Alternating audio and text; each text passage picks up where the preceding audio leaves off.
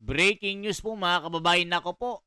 Anak ni Marcoleta, sumabog po sa galit. Sinupalpal itong si Kong Luistro, sila De Lima at Terry Ridon na galing-galingan na nagmamalinis. So ngayon mga kababayan, sabi ni Representative Marcoleta, again, raises sufficiency in grounds concern after reading impeach rules. Ayan na mga kababayan, tila may nakikita na mali ang Kongreso. Pati nga si Puno, binakbakan si De Lima Talagang sagutan sila dyan So ngayon mga kababayan, panoorin po natin ang kabalbalan ng Kongreso. Sa kabila ng mga nangyayaring kagimbal-gimbal, karimarimarim na mga nagaganap sa mundo, naghihirap ang buong sangkatauhan. Itong daigdig na ito ay patuloy ng naghihirap talaga sa taas ng gasolina at talagang ang mga Pilipino ay talagang parang ramdam na ramdam talaga ang hirap ng buhay. So ngayon, itong mga kongreso na ito, hinahabol si Sara. So ngayon mga kababayan, hindi na nakapagpigil itong anak ni Marcoleta. Talagang pinagsasampal itong mga kasama niyang durobo sa kongreso. Talagang nakakainit ng ulo. Ayan po ang mga naglalabasan ng mga komento ng ating bayan, ng taong bayan dito. Na bakit itong mga congressman na ito pinopondohan ng impeachment sa kabila na naghihirap ang mga Pilipino. Ibigay nyo na lang kayo sa mga Pilipino na naghihirap yan, yung mga pondo dyan sa impeachment na yan. So ngayon po mga kababayan, ipakita na natin ang mainit na tensyon. Talagang talsikan ng mga laway sa sobrang mainit na bakbakang usaping ito. Ito po mga kababayan ko. Yari na, bakbakan na ito. Pahiya itong mga durobo na congressman na ito. For our today's Madam hearing, Chair. that Madam is Chair. the action. Is it about the letter? Madam Chair, since Honorable Marcoleta, is it about the letter? Because the same has been ruled upon. ma'am, since the due process has been mentioned several times in today's hearing, I have something to say about it. Is it Due about the process. letter? Somehow somewhat related to the letter, but not confined to the letter. Let's not be confined to the. We're talking about due process, Madam. All right, you are If I may be recognized. allowed, just For 2 the points. guidance of the members, our colleague is a non-member. Nonetheless, he is allowed to manifest. You may proceed. Thank you, Madam. I respectfully rise for a brief manifestation for the record, Madam Chair. During the last hearing, I was advised by the Honorable Chair to peruse the rules because I raised the terminology sufficiency in grounds, which was mentioned, I think, 16 times by the Honorable Chair. And I have gone over the rules very diligently, and the rule provides that the committee shall determine whether the complaint alleges sufficient grounds for impeachment. Nowhere in the rules you can find sufficiency in ground. Ang aking pong opinion, Madam Chair, pag binago po natin o we alter the terminology, it will reap a different meaning or a different consequence. When O kita nyo, pati itong anak ni Marcoleta hindi na nakakatiis sa mga kasama niyang mga kawatan. Isipin nyo ang kakapal ng mga muka mga kababayan, may gana pang mag-imbestiga sa impeachment sa kabila ng mga issue sa flood control, na mga 18 Marines, na mga Maleta gang.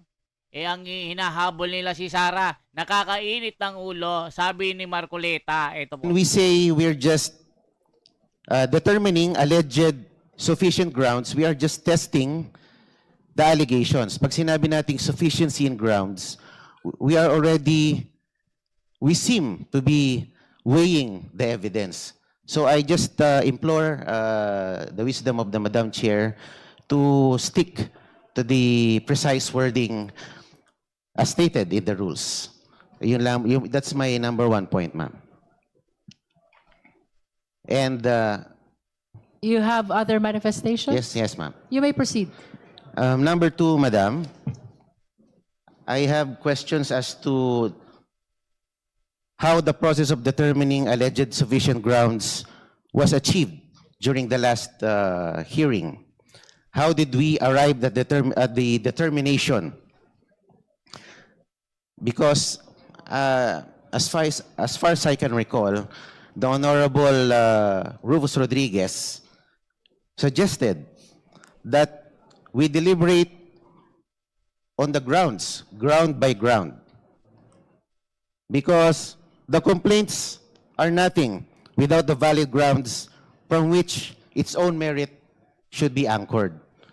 So I agree with the view of the Honorable Rodriguez that we should have deliberated the two complaints ground by ground in order to arrive at a more judicious determination.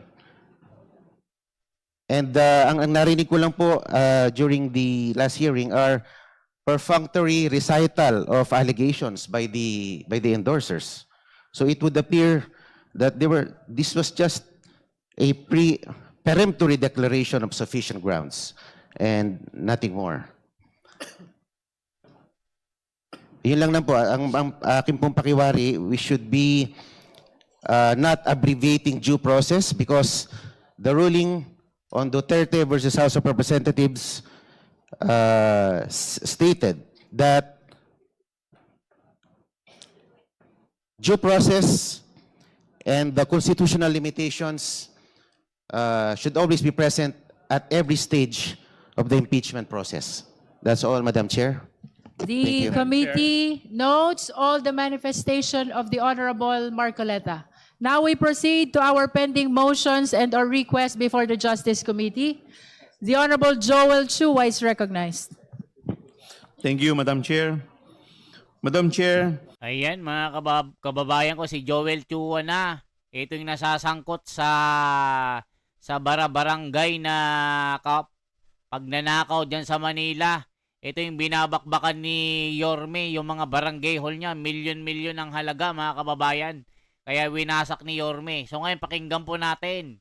Talagang ang maletagang ay inahabol talaga si Sara. Pahiya sa taong bayan. the committee has received a letter dated March 5, 2026 on even date from Honorable Chel Jokno, where he moved that subpoena duces tecum be issued for the following. Number one, duly certified copies of all the records of the NBI's investigation into the threats made by Vice President Sara Duterte against President Ferdinand Bongbong Romualdez Marcos Jr., First Lady Marie Luis Lisa Cacho Araneta Marcos, former Speaker of the House Ferdinand Martin Gomez Romualdez Sr., and certified true copies of all documents and Oh, wait lang mga kababayan. Basahin lang natin mga komento dito. Ito na naman si Sosembo, Cubeta. Ayan na naman si Bart Simpson, kumukuda na naman, bida-bida din, na gaya ng tatay niya ay mga tangalista. Si Chihuahua, humihingal na, halak si Chihuahua. Laging objection go. Kung Delima ay mga tangalista ito. Wala tayong mapapala sa mga tangalistang bobo. Yan ang sabi ng mga nagmamahal kay Tatay Digong, hindi naliligo mga tangalista, bobo hanggang ngayon, naniniwala sa 20 pesos sa bigas. Krisis na, sasabihin nila hindi pa, mga tangat, bobo, ayan. Sasabihan kayong bobo kasi nga bulag-bulagan kayo sa tunay na nangyayari sa bansa. photographs gathered in the course of the above-mentioned investigation. And number two, duly certified true copies of the Statement of Assets and Liabilities and Net Worth of Vice President Sara Zimmerman Duterte for the years 2022 to 2025 inclusive, 2007 to 2013 inclusive, and 2016 to 2022 inclusive. Madam Chair, considering that the requested documents are relevant and material to the impeachment proceeding, I so move that subpoena duces tecum be issued pursuant to the letter dated March 5, 2026. So move, Madam Chair. There is a motion to issue subpoena duces tecum to the NBI with respect to the records of its investigation into the threats made by Vice President Sara Z. Duterte against President Ferdinand Bongbong Marcos Jr., First Lady Marie Luis Lisa Araneta, and former Speaker Ferdinand Martin Romualdez, as well as the certified copies, true copies of all documents and photographs gathered in the course of the above-mentioned investigation. Similar motion is made with respect to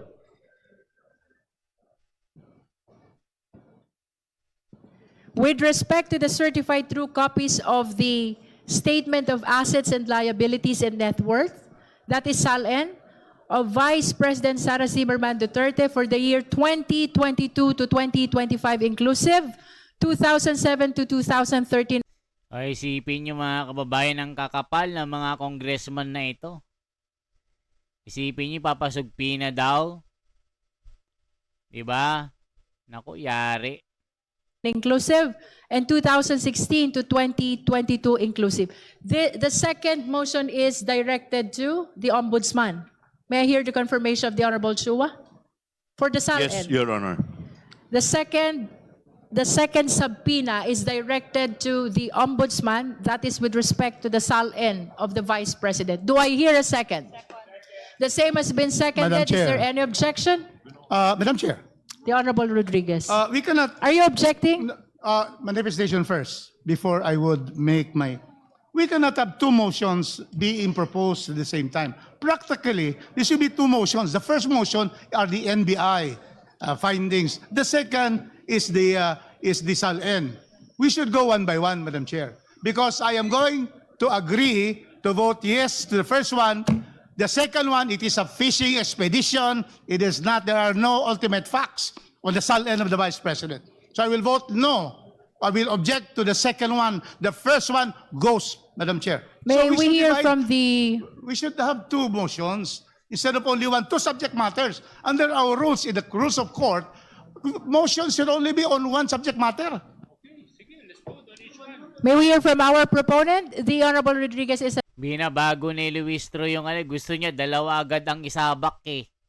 'Di ba? Kaya nasusupalpal ni ito, anong pangalan nito mga kababayan? Isuntay yata ito. suggesting that there should be one motion per subpoena. Dalawang Yes, I move that we vote Would you on, like to amend your yes, motion? I will amend my motion with respect to the. I move that we issue subpoena duces tecum to be issued for the duly certified copies of all the records of the NBI's investigation into the threat made by the Vice President Sara Duterte against President Ferdinand Bongbong Marcos, and certified true copies of all documents and photographs gathered in the course of the above-mentioned investigation. And so move, Madam Chair. There is a motion to issue a subpoena to the National Bureau of Investigation with respect to the records of investigation of threats made by the Vice President to the President, to First Lady, and to the former Speaker. Do I hear a second? The same has been seconded. Is there any objection? Hearing none. Isipin nyo mga kababayan, talagang pinagtutulungan nila si Inday Sara. Mga kababayan, talagang wala silang inatupag kundi Sara, i-impeach. Pero, lalabas din ang katotohanan mga kababayan na talagang fishing expedition ang ginagawa nila. Na si Sara Duterte ay malinis talaga. Na itong mga congressman na ito nasaksakan ng dumi sa kanilang mga katawan, ay kala mo ang lilinis. Isipin nyo, yung mga nag-iimbestiga, mga korap, saan ka nakakita ng justice sa ganyan? niwalang imik sa mga flood control kasi nga sila din yung mga sangkot sa anomalyang ito na pagnanakaw sa kaban ng bayan. Trilyones ang ninakaw ng mga congressman na ito, mga kontraktor. Sila po ang nakinabang sa kaban ng bayan. Tapos si Sara ang hinahabol nila. Mga Judas, Hestas, Barabas ang mga ito. Ang kakapal ng muka. Kaya kayo nababakbakan ng taong bayan dahil wala kayong ginagawang tama. Kasi nga takot na takot kayo pag si Sara ang naging pangulo. Kita nyo ngayon, si Sara Duterte ang laging nangunguno sa mga survey. Kahit sa mga kalye survey, mga kababayan, si Sara Duterte ang panalo. Yari. Kaya walang naniniwala sa inyo, mga Judas, Hestas, Barabas kayo. Yan po sinasabi ng taong bayan. For transparency, for a better democracy, this is the Wonders Philippines. Mabuhay po, isang like, isang share po at isang subscribe. Salamat po.